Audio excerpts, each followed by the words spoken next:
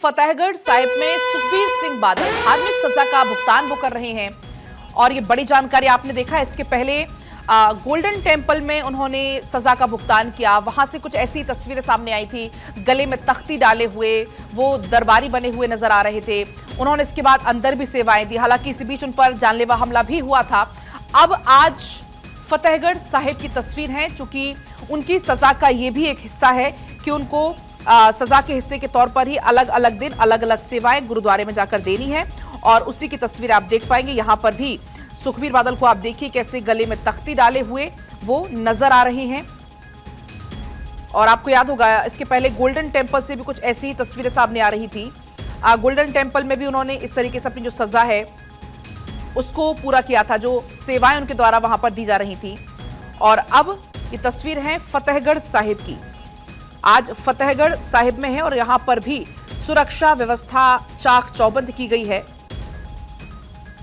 तो जो सुखबीर बादल हैं उनकी सजा शुरू हुई, जिसमें वो सेवादारी, गुरुद्वारे में पहरेदारी, उनको बर्तन भी धोना होगा, कीर्तन सुनना होगा। और इसी बीच हमारे साथ थानेश्वर लगातार बने हुए हैं। थानेश्वर, हमने देखा था इसके पहले गोल्डन टेम्पल से तस्वीरें निकलकर सामने आई थी जहां पर सुखबीर बादल मौजूद थे। हालांकि इस दौरान उन पर हमला भी हुआ था। अगर हम बात करें आज चूंकि फतेहगढ़ साहिब में मौजूद है, वहां पर सुरक्षा के कैसे इंतजाम किए गए हैं?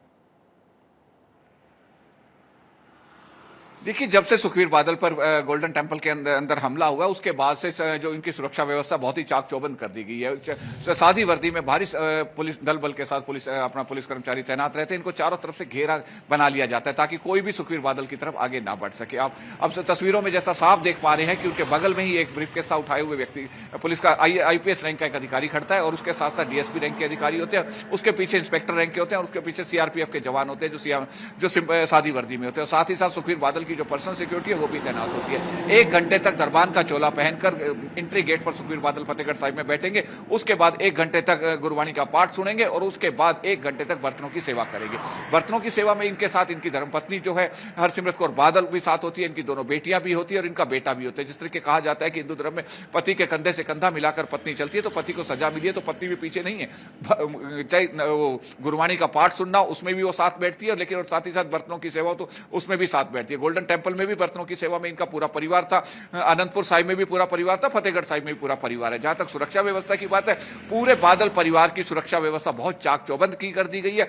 जहां सुखबीर बादल अपनी धार्मिक सजा का भुगतान करने के लिए जाते हैं, 1 दिन पहले ही वहां पर रेकी शुरू हो जाती है प्रशासन की तरफ से और आने जाने वाले प्रत्येक व्यक्ति को बिना जांच के आगे नहीं जाने दिया जाता।